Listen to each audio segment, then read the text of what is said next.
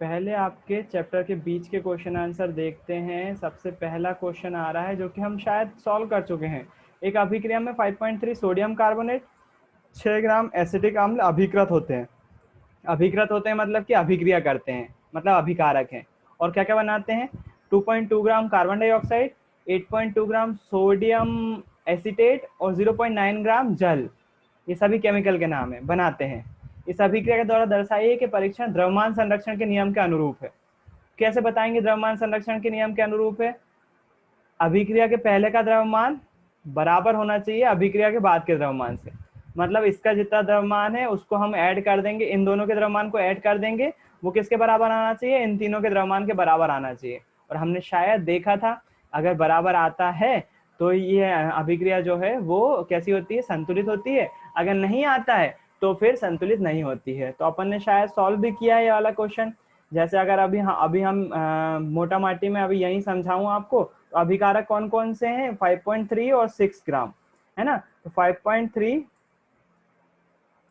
5.3 और 6 ग्राम को ऐड करेंगे। 6 ग्राम है इसलिए 0 दशमलव लगा के 0 लगा देंगे, है ना। दोनों को ऐड करेंगे तो ये आएगा 3 और 6 5 11, 11.3 आएगा ना। मतलब टोटल अभिकारक का भार कितना है? 11.3 ग्राम। अब उसके बाद हम क्या कर लेते हैं? उत्पादों को जोड़ लेते हैं। उत्पाद कितने हैं? 2.2, 8.2 और 0.9। 0.9 आप बोलोगे कहाँ लिखा है 0.9? ऊपर लिखा हुआ तो है क्वेश्चन में, अभी तो देखा था अपन ने। ऊपर ले जा नहीं पाऊंगा मैं माउस पर से। इन सबको जोड़ते हैं। 9 2 11 और 2 13 की 3 हासिल की 1, 8 और 2 10 और 1 11, 11.3 आ गया। देखो अभिकारक हो चाहे उत्पाद हो, दोनों का द्रव्यमान बराबर आ रहा है। मतलब क्या? मतलब ये कि द्रव्यमान संरक्षण के नियम का पालन कर रहे हैं। तरीके से कैसे सॉल्व करेंगे मैंने बता चुका हूँ आपको। अभिक्रिया लिखेंगे, दोनों को जोड़ेंगे, बराबर आ जाएगा 11.3 बराबर से 11.3, दोनों बराबर हो जाएंगे। नीचे लिखेंगे अर्थात अभिक्रिया द्रव्यमान संरक्षण के नियम का पालन कर रही है। मेरी आवाज रुक रुक के आ रही है क्या? आवाज क्लियर है? नहीं भैया। चलो ठीक है। फिर उसके बाद दूसरा क्वेश्चन देखो। दूसरा क्वेश्चन, हाँ अब इंटरेस्टिंग क्वेश्चन है, मजा आएगा इस क्वेश्चन को सॉल्व करने में। आप लोग की लॉजिक आप लोग आसानी से कर लोगे वैसे, क्योंकि मैंने बीच में गणित का क्वेश्चन पूछा था, आपने आसानी से बता दिया था, शायद ये भी बता दोगे। हाइड्रोजन एवं ऑक्सीजन के द्रव्यमान के अनुसार 1:8 1:8 के अनुपात में संयोग करके जल निर्मित करते हैं। आपको ये तो पता है ना पानी कैसे बनता है? पानी का सूत्र क्या है? H2O। और इसका अनुपात क्या है? 1:8। 1:8 मतलब 1 भाग हाइड्रोजन का होगा तो 8 भाग ऑक्सीजन के होंगे, है ना। ऐसा अनुपात में होता है। तो अब आपसे ये बोल रहे हैं कि आपको 3 ग्राम हाइड्रोजन गैस के साथ 3 ग्राम हाइड्रोजन गैस के साथ पूर्ण रूप से संयोग करने के लिए कितने ऑक्सीजन गैस की द्रव्यमान की आवश्यकता होगी? आपके पास 3 ग्राम हाइड्रोजन है। कितने ग्राम? 3 ग्राम। आपको पानी बनाना है और पूरी 3 ग्राम यूज हो जाना चाहिए। तो आपको कितनी ऑक्सीजन गैस की आवश्यकता होगी? ऑक्सीजन गैस का द्रव्यमान बताना है। क्वेश्चन समझ में आया? किसको समझ में नहीं आया क्वेश्चन हैंड राइज कर दो अगर क्वेश्चन समझ में नहीं आया। भैया मुझको नहीं आया। चलो समझो। यहाँ पर देखो, पानी का फॉर्मूला है H2O है। भाई माउस थोड़ी देर चल जाए यार, रुको एक काम करते हैं अपन, थोड़ा सा वेट करो। भैया वो कॉल आ जाता है ना तो जीनेट चलने लगता है। चलो ठीक है, कोई दिक्कत नहीं। यहाँ पर आपको जो फॉर्मूला दिया हुआ पानी का, ये दिया हुआ H2O। देखना क्वेश्चन समझा रहा हूँ मैं, पहले क्वेश्चन समझना। पानी का अनुपात कितना होता है? 1:8। 1:8 ये होता है कि नहीं? 1:8 होता है, बिल्कुल ये होता है। अब इसका मतलब क्या होता है? 1:8 का मतलब क्या होता है? 1:8 अच्छे से बना दूं मैं। 1:8 का मतलब है यदि मैं टोटल 9 ग्राम पानी होगा, 9 ग्राम पानी होगा, अगर मैं 1 ग्राम हाइड्रोजन को 8 ग्राम ऑक्सीजन से क्रिया करवाऊं तो टोटल कितने ग्राम पानी हो जाएगा मेरे पास? 9 ग्राम। ठीक, इस रेशो में होता है। अनुपात को कैसे लिखते हैं अपन? अनुपात को लिखते हैं 1/8, ऐसा लिख सकते हैं ना? बिल्कुल लिख सकते हैं। जब इसको ऐसे लिखेंगे तो हमको ऑक्सीजन और हाइड्रोजन को भी ऐसे लिखना पड़ेगा। तो ऑक्सीजन हाइड्रोजन को ऐसे लिखेंगे, हाइड्रोजन डिवाइडेड बाय ऑक्सीजन, है ना। मतलब क्या? हाइड्रोजन कितनी है? एक भाग।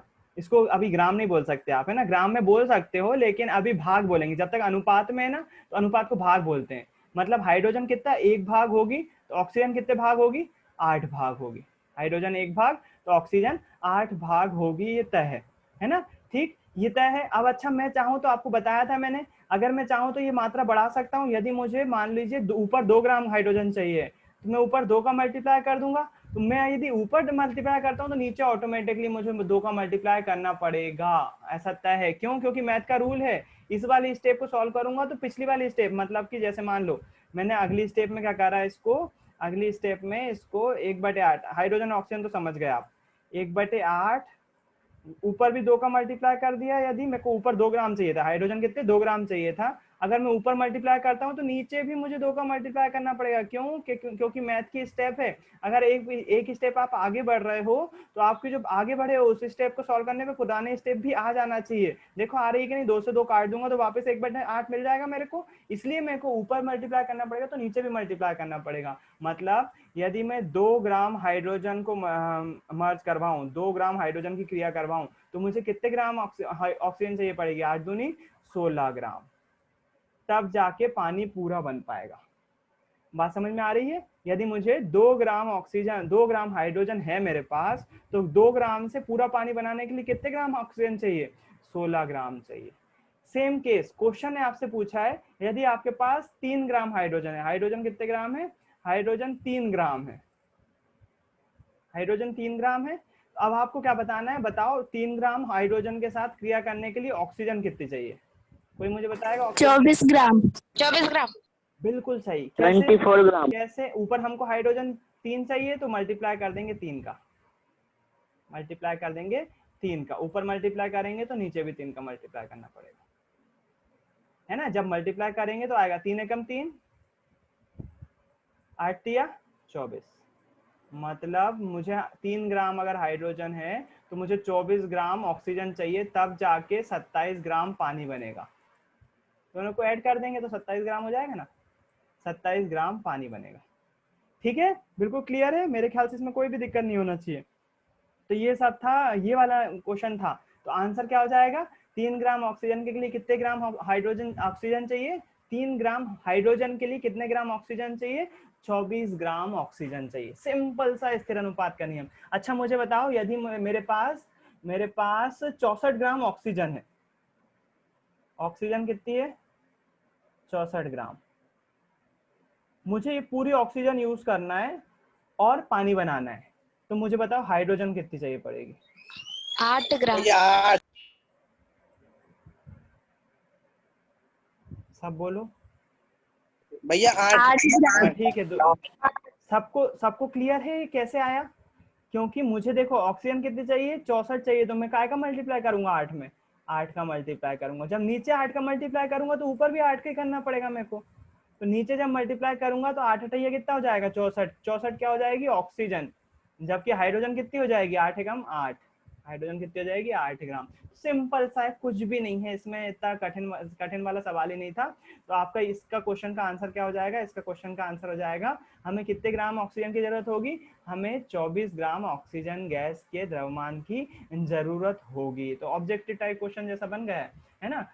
2 मिनट फिर से दीजिए मुझे ताकि मैं इसकी सेंस से। चलो भैया अगले 2 क्वेश्चन जो है वो डाल्टन के अभिग्रहित से हैं। डाल्टन के अभिग्रहित जस्ट साइड में लिखे हुए हैं आपके पास, है ना। एक बार रिवाइज कर लेते हैं। 6 अभिग्रहित कौन कौन से थे? सभी द्रव मतलब पदार्थ, सभी द्रव पदार्थ जो है परमाणु से निर्मित होते हैं और रासायनिक अभिक्रिया में भाग लेते हैं। परमाणु अविभाज्य सूक्ष्म कण होते हैं जो तो ना अभिक्रिया में बनते हैं ना ही उनका विनाश संभव है। दिए गए तत्व के सभी परमाणु का द्रव्यमान रासायनिक गुणधर्म समान होते हैं। भिन्न भिन्न तत्वों के परमाणु द्रव्यमान रासायनिक गुणधर्म भिन्न भिन्न होते हैं। भिन्न भिन्न तत्वों के परमाणु परस्पर छोटी पूर्ण संख्या के अनुपात में संयोग करके यौगिक निर्मित करते हैं। किसी भी यौगिक में परमाणु के सापेक्ष संख्या एवं प्रकार निश्चित होते हैं। अब इन 6 अभिग्रहित में से आपसे क्वेश्चन पूछा हुआ है, बताइए डाल्टन के परमाणु सिद्धांत का कौन सा अभिग्रहित, डाल्टन के सिद्धांत का परमाणु सिद्धांत का कौन सा अभिग्रहित द्रव्यमान संरक्षण के नियम की व्याख्या करता है? कौन से नियम की व्याख्या करता है? द्रव्यमान संरक्षण के नियम की व्याख्या करता है। तो बताइए द्रव्यमान संरक्षण का नियम क्या बोलता है? ना तो द्रव्यमान को बनाया जा सकता है ना ही उसको नष्ट किया जा सकता है। बताओ कौन सा अभिग्रहित ऐसा बोलता है कि परमाणु को ना तो बनाया जा सकता है ना ही नष्ट किया जा सकता है? सेकंड वाला। बिल्कुल बिल्कुल 100% सही है। डाल्टन का जो दूसरा अभिग्रहित है जो कि बोलता है परमाणु अविभाज्य सूक्ष्मतम कण होते हैं जिनको रासायनिक अभिक्रिया में ना तो उत्सर्जित किया जा सकता है ना ही उनका विनाश किया जा सकता है। तो डाल्टन के परमाणु सिद्धांत का ये वाला अभिग्रहित क्या बताता है? द्रव्यमान संरक्षण के नियम की व्याख्या करता है। अब उसके बाद दूसरा क्वेश्चन देखना इसी से जुड़ा हुआ है। डाल्टन के परमाणु सिद्धांत का कौन सा अभिग्रहित निश्चित अनुपात के नियम की व्याख्या करता है, यानी कि स्थिर अनुपात का नियम की व्याख्या करता है। स्थिर अनुपात या निश्चित अनुपात दोनों ही सेम है। बताओ कौन सा अभिग्रहित निश्चित अनुपात के नियम की व्याख्या करता है? निश्चित अनुपात फिफ्थ वाला देखो, पूर्ण संख्या के अनुपात में संयोग करके यौगिक निर्मित करते हैं, है ना? पूर्ण संख्या के अनुपात में संयोग करके यौगिक निर्मित करते हैं। बिल्कुल बिल्कुल सही है ना? तो या एक और ये वाला जो आखिरी वाला है ना, परमाणु किसी भी यौगिक में परमाणु के सापेक्ष की संख्या एवं प्रकार निश्चित होते हैं। सापेक्ष की संख्या एवं प्रकार निश्चित होते हैं। तो दोनों ही लगभग स्थिर अनुपात के नियम की व्याख्या करते हैं, दोनों ही। लेकिन एग्जैक्ट आंसर ये वाला होगा, ये वाला सबसे मेन है। पांचवा आंसर जो है वो स्थिर अनुपात के नियम की व्याख्या करता है। हालांकि कुछ अधूरी बात रह जाती है जिसकी व्याख्या जो है वो ये वाला अभिग्रहित भी कर देता है। तो उसमें कोई परेशानी वाली बात नहीं है, आप केवल ये लिखोगे तो भी सही है, बिल्कुल सही है ना? पांचवा अभिग्रहित जो है वो द्रव्यमान स्थिर अनुपात के नियम की व्याख्या करता है। तो ये सिंपल सा था, कुछ भी नहीं था इसमें। आगे बढ़ते हैं, ये वाला हो गया है। अगले क्वेश्चन आ रहे हैं आपके पेज नंबर, ये रहा, पेज नंबर 40 पर लिखा हुआ है परमाणु द्रव्यमान को परिभाषित करिए। परमाणु द्रव्यमान की इकाई को परिभाषित कीजिए।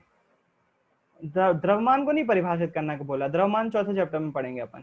इकाई को परिभाषित करना है, इकाई को। परमाणु द्रव्यमान किस में नापते? तो मुझे पहले तो ये बता दो कि परमाणु द्रव्यमान की इकाई क्या है?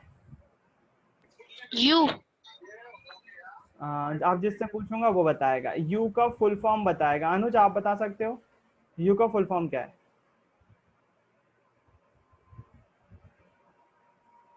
अनुज हो यहाँ पर? भैया हूँ। यू का फुल फॉर्म बता सकते हो? भैया भूल गया। भूल गए? पलक आप बता सकते हो?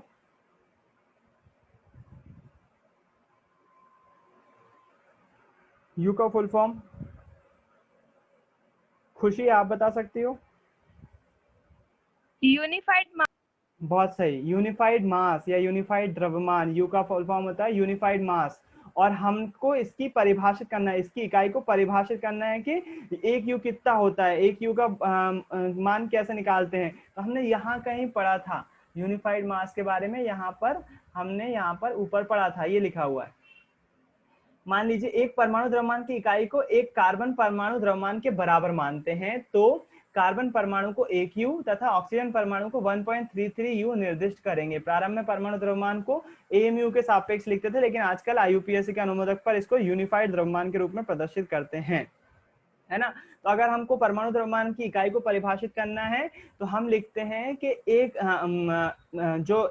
परमाणु द्रव्यमान की इकाई को एक कार्बन परमाणु द्रव्यमान के आधार पर नापते हैं। मतलब एक कार्बन परमाणु द्रव्यमान का जितना द्रव्यमान होगा उसको हम 1 यू बोलेंगे, और उसके सापेक्ष कार्बन के सापेक्ष, कार्बन को हमने क्या ले लिया, एक तरह से बाट की तरह ले लिया, और कार्बन के सापेक्ष दूसरे तत्वों के परमाणु द्रव्यमान निकाले। जैसे ऑक्सीजन का कितना हो जाएगा, कार्बन से थोड़ा सा ज्यादा रहेगा, कितना ज्यादा रहेगा, 0.33 ज्यादा रहेगा। तो उसमें क्या कर देंगे, 1 में 0.33 जोड़ देंगे, जिससे हमको ऑक्सीजन का परमाणु द्रव्यमान मिल जाएगा, वो हो जाएगा 1.33 यू। इतना ज्यादा इंपॉर्टेंट क्वेश्चन नहीं है। इस क्वेश्चन की आत्मा ये बोलती है कि आपको ये पता होना चाहिए कि परमाणु द्रव्यमान किसके सापेक्ष नापा जाते हैं। अभी आधुनिक परमाणु द्रव्यमान किसके सापेक्ष नापे जाते हैं? कार्बन 12 परमाणु के द्रव्यमान के सापेक्ष नापे जाते हैं, और इसके जो फुल फॉर्म होता है वो क्या होता है, यूनिफाइड मास होता है। बस आपको अभी इतना ही याद रहना चाहिए। बाकी देखो, अभी मैं आपको रटाने का काम नहीं कर सकता। साइंस में क्वेश्चन सॉल्व करने या फिर किसी भी सब्जेक्ट में क्वेश्चन सॉल्व करने का तरीका ये होता है, पहले जो क्वेश्चन पूछा जा रहा है उसका आंसर हमको पता हो प्रैक्टिकली कि ये चीज होती क्या है, और जब वो पता हो हमको, फिर हम कॉपी के लैंग्वेज पे जाते हैं, कॉपी में क्या लिखा हुआ है उसकी डेफिनेशन क्या है। तो अभी मेरा काम वो रटाने का नहीं है। 10th क्लास में भी यही करते हैं अपन, पहले समझते हैं क्वेश्चन और इस क्वेश्चन की आत्मा पे काम करते हैं कि क्वेश्चन पूछ क्या रहा है हमसे, है ना? क्वेश्चन का आंसर प्रैक्टिकली क्या है, फिर उसको हम शब्दों में ढालते हैं। वो कॉपी के बाद में आएगी। अभी मेरे ख्याल से इतनी 2 चीजें आपको याद रखना है। काय से किसके सापेक्ष नापते हैं परमाणु का द्रव्यमान को? कार्बन 12 के सापेक्ष नापते हैं। इकाई के वो काय में सिंबल क्या होता है, यू होता है। यू का फुल फॉर्म क्या होता है, यूनिफाइड मास। ये आत्मा है इसकी, इस क्वेश्चन की, है ना। तो इस क्वेश्चन की आत्मा को हमने समझ लिया, रटने का काम बाद में करेंगे। हालांकि रटना ही ज्यादा इंपॉर्टेंट भी रह जाता है, लेकिन रटेंगे तब जब हमको इसकी आत्मा पता होगी, इसके बारे में बेसिक जनरल नॉलेज पता होगा, तब जाके तो हम रट पाएंगे उसको, तब जाके तो याद रह पाएगा, नहीं तो हम भूल जाएंगे। हाँ, अगर ये दो बातें याद रहेंगी आपको तो आप जाहिर सी बात है उसको कभी नहीं भूलेंगे। अगला क्वेश्चन देखो, एक परमाणु को आंखों से देखना संभव क्यों नहीं है? बताओ भैया इसका आंसर कौन बताएगा? परमाणु को हम देख क्यों नहीं सकते? भैया क्योंकि सूक्ष्म होते हैं। परमाणु बहुत सूक्ष्म होते हैं। कितने सूक्ष्म होते हैं? 1 नैनोमीटर के बराबर। 1 नैनोमीटर के बराबर। और 1 नैनोमीटर में कितने मीटर होते हैं? अर्बोमीटर। नैना, 1 नैनोमीटर में कितने मीटर होते हैं?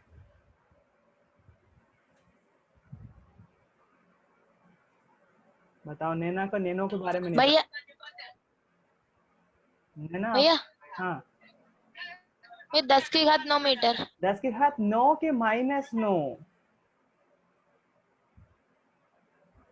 10 की घात -9 मीटर होते हैं। ये देखो यहाँ पर आ गया, यहाँ पर अपन ने लिखा भी था। और इसको 1 नैनोमीटर में कितने मीटर होते हैं? 10 की घात -9 मीटर होते हैं। 10 की घात -9 मीटर होते हैं। इसको याद रखिएगा, ये मत भूलिएगा, है ना। हाँ, 1 मीटर में अगर पूछा जाए तो होते हैं 10 की घात 9 नैनोमीटर। मैंने पूछा था 1 नैनोमीटर में। 1 नैनोमीटर में कितने मीटर होते हैं? 10 की घात -9। कुछ नहीं करा है इसको। क्या करा उन्होंने? अगर उनको 1 मीटर चाहिए, यहाँ पर 1 मीटर चाहिए ना, 10 की घात 9 को इसको नीचे में ले गए। नीचे में ले गए तो ऊपर जाएगा तो घात काय की हो जाएगी? प्लस की हो जाएगी। कुछ नहीं करा हुआ, ध्यान दो, घबराने की जरूरत नहीं है इसमें। आपको क्या याद रखना है? आपको याद रखना है 1 नैनोमीटर में। चलो ठीक है, ये कैसा लिखा हुआ है? ये लिखा हुआ 10 की घात -9।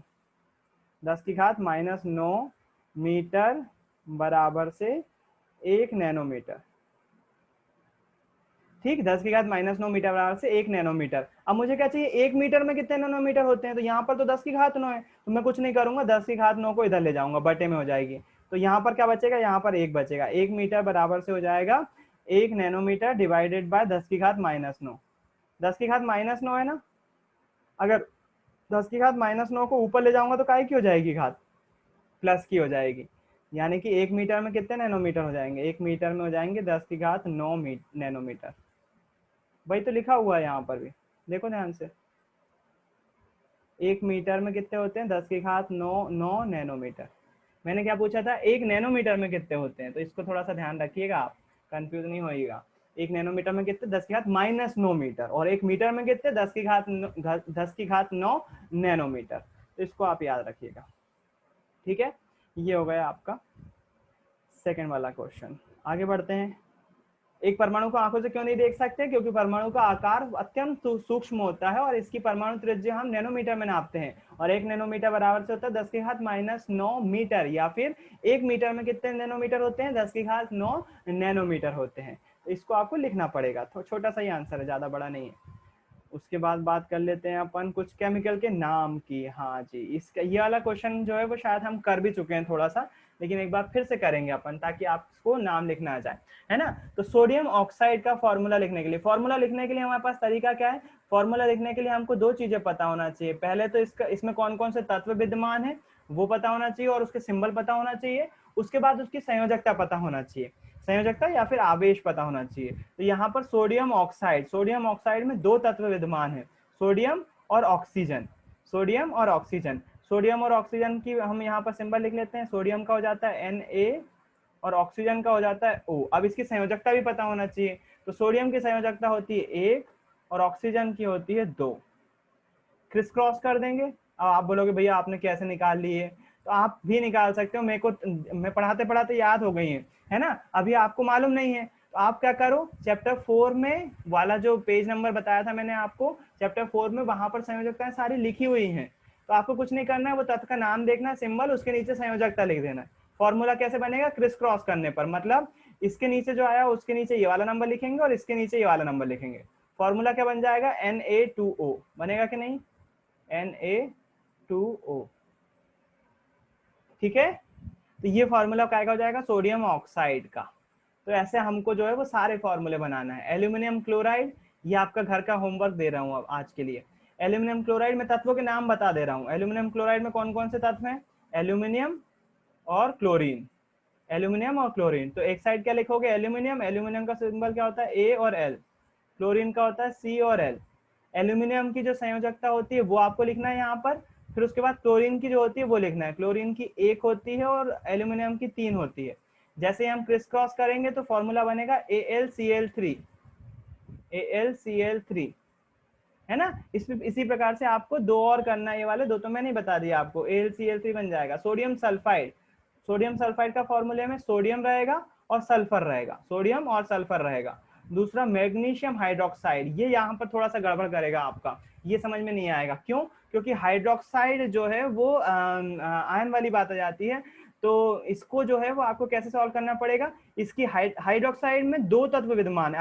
अभी आपको कैसे मिल रहे थे, सोडियम ऑक्साइड 2 तत्व थे, एल्यूमिनियम क्लोराइड 2 तत्व थे, सोडियम सल्फाइड 2 तत्व थे। लेकिन यहाँ पर देखो मैग्नीशियम 1 तत्व तो है, लेकिन हाइड्रोक्साइड का जो सिंबल होता है उसमें हाइड्रोक्साइड में ऑक्सीजन और हाइड्रोजन दोनों होते हैं, तो यहाँ पर 3 हो गए। तो कैसे लिखेंगे हाइड्रोक्साइड, जब भी ये वाला आ जाता है ना, इसके लिए हमको इसमें टेबल दी हुई है। कौन सी टेबल, ये वाली टेबल। हाइड्रोक्साइड ढूंढो, इसमें कहां पर है, मिला, ये देखो, ये हाँ भैया OH माइनस, ये हाइड्रोक्साइड। तो इसका सिंबल क्या हो जाता है, OH हो जाता है। तो हम जब भी मैग्नीशियम हाइड्रोक्साइड लिखेंगे तो मैग्नीशियम हाइड्रोक्साइड में हम एक साइड मैग्नीशियम लिखेंगे, एक साइड मैग्नीशियम लिखेंगे और दूसरी साइड हाइड्रोक्साइड को दिखाने के लिए H लिखेंगे।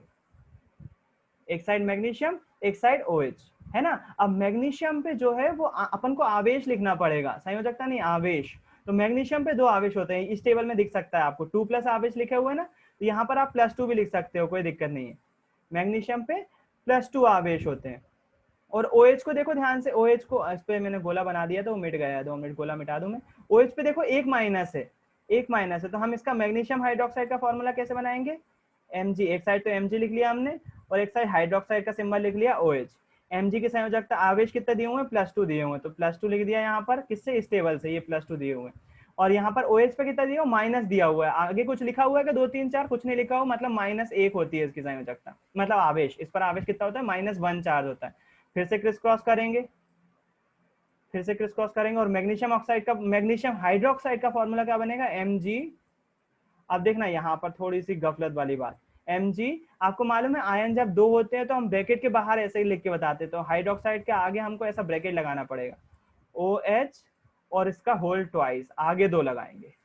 लिखा वही है, लिखा वही है, ध्यान देना, लिखा वही है, बस हमने क्या लगा, ये दोनों के साथ लिखना था, हमने क्या लगा दिया, ब्रैकेट के बाहर 2 लगा दिया, मतलब ऑक्सीजन भी 2 है और हाइड्रोजन भी 2 है ना।